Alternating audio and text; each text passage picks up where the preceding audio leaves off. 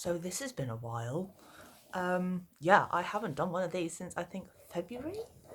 Um, yeah, been away. Lots of things have happened. I'm not going to go into it because it's probably really boring. But yeah, I'm back. Or at least hopefully I'm back to do some more booktube based videos for you all. So this is going to be like a little TBR video. Essentially, I know it's halfway through the month and this is late going up. I would normally do these at the beginning of the month, but because I haven't been on YouTube for so long, I thought I'd start with something that I'm familiar with. Just in case you can hear him, my Sharpei is down here and he licks his paws a lot. So if you hear weird noises, it's my dog. Yeah, he's keeping me company. I would show you, but that means I have to move the camera, and we all know how well that goes. So enough rambling. I'm going to start off with my TBR for this month. So I'm doing a challenge with my book club. It's a escape room challenge. So essentially there's lots of prompts that we have to read for. We're in teams, so it's not just me, it's lots of other people as well. And then we get puzzles to solve to try and escape the room that we're virtually locked in. So I'm going to start off with this pile over here. My first book that I'm going to talk to you about, I'm reading for the prompt read a historical fiction book.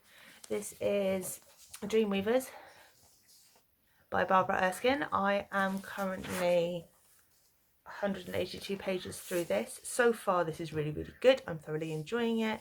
It's about a modern day family, and also, well, a modern day family who are visiting the area, who are staying in a holiday cottage. Initially just the father comes to the cottage. He's a writer, but then his wife decides to drop his two teenage children off with him. So his idea of having a nice quiet idyllic setting for his writing kind of gets interrupted. There are also a couple, one of whom is a canon at the local cathedral, and his wife is a psychic.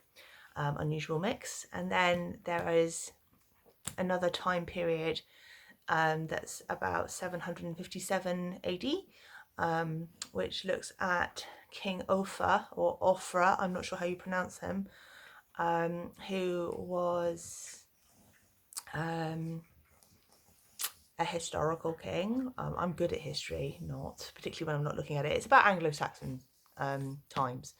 So it's kind of a ghost hunter slash historical slash atmospheric book. It's really, really good. It's just I'm really bad at describing it. So it's kind of to do with the psychic who gets intrigued in the ghost story. So in the world, the Anglo-Saxon world, she kind of gets engrossed into what's going on and who's being affected. Uh-oh, that's my postman. My doorbell might go in a minute. If it does, my apologies. It's the postman. I've already been interrupted twice trying to film this. This is the third attempt. Okay, anyway, I'm going to move on. This one's very good so far. I've read a lot of Barbara Erskine. In fact, I've actually read all of her books, her back catalogue, apart from her short stories, and I absolutely love the way she writes. She's brilliant, so I thoroughly recommend this, even though I haven't finished it. Moving on, my next prompt is to read like a self-help book, or a book in a way that somehow enriches your life. And I started reading this for a different prompt. I started reading this for what I thought was red on the cover. It's not red on the cover, it's predominantly red. This is not predominantly red. So I swapped my prompt, and the prompt is a self-help or a book that enriches your life in some way. So I don't know if you can see that. This is The Magic of Tidying Up by Marie Kondo. I'm sure lots of people will have heard of Marie Kondo. She's a very well-known Japanese lady who invented the KonMari method of tidying. I haven't got very far with this one. I'm on page 54. It is good. It's difficult to sit and read it because you want to get up and start cleaning. Or at least I want to get up and start cleaning. But I want to try and read through it before I actually like put it into action, because there are specific steps and specific ways in which we're supposed to do things. It's been sat on my bookshelf for ages, and I thought, right, I'm going to actually read it. So we'll see how this one goes. Then I have the prompt, a book that is predominantly red.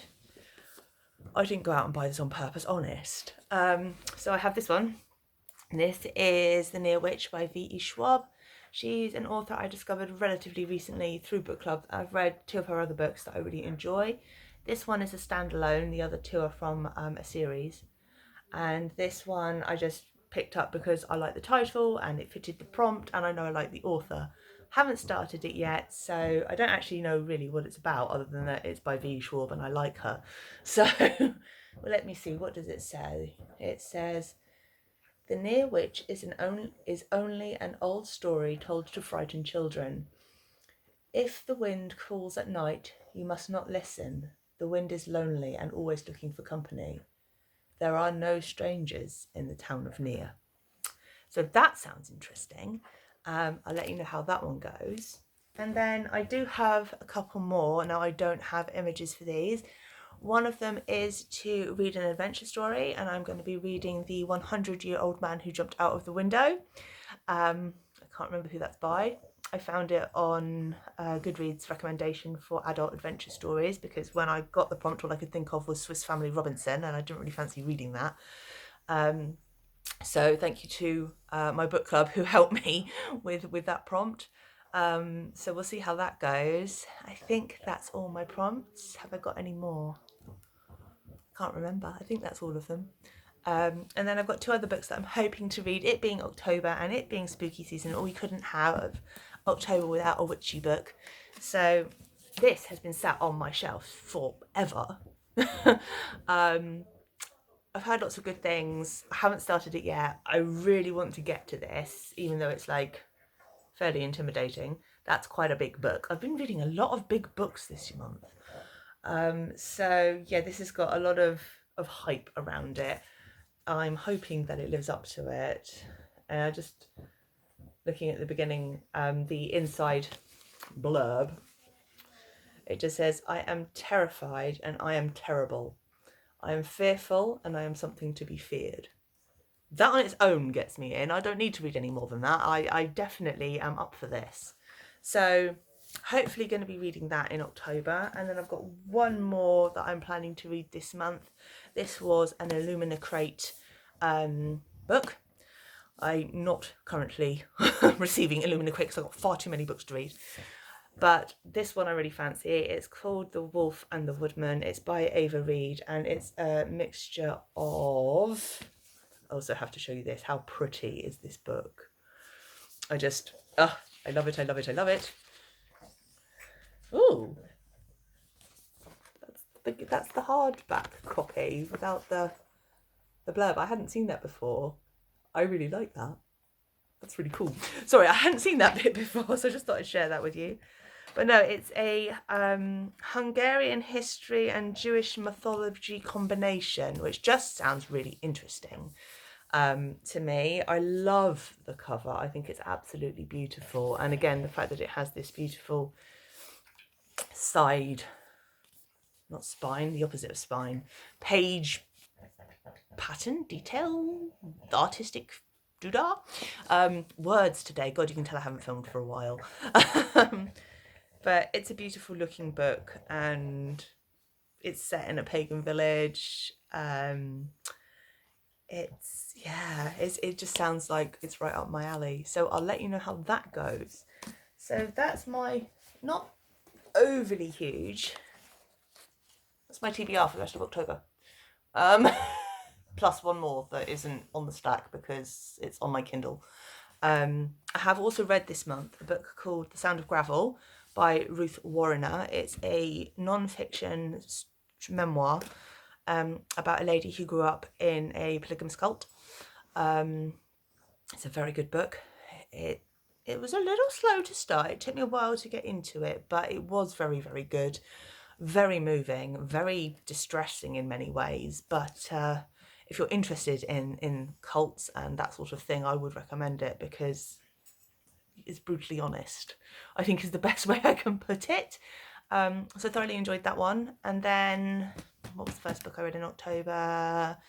My brain's gone to sleep and I can't remember. Green on the cover. Green on the cover. That was the prompt, was a predominantly green book. Oh, yes. The Last Graduate by Naomi Novik. That was the first book I read this month. I can't reach it from here. Oh my goodness, 5, 5, 5, 5. If I could give that book like 100 stars out of 5, I would. I love that book. Although the ending is incredibly annoying. I'm not going to give it away, but I was not expecting it, and I sat and swore at the book for about 10 minutes after I finished reading it, which is not like me at all, because it was just so like, you can't end that there. That's really irritating. But the book itself is very good. It's the second in the series. The first one is, what's it called?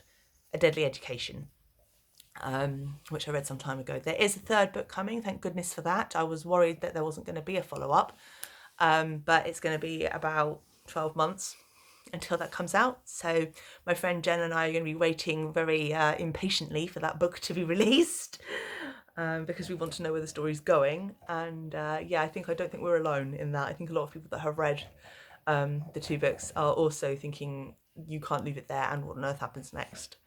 So I just thought I'd share those two with you, although I don't have the books here to show you. Those are the two I started October with.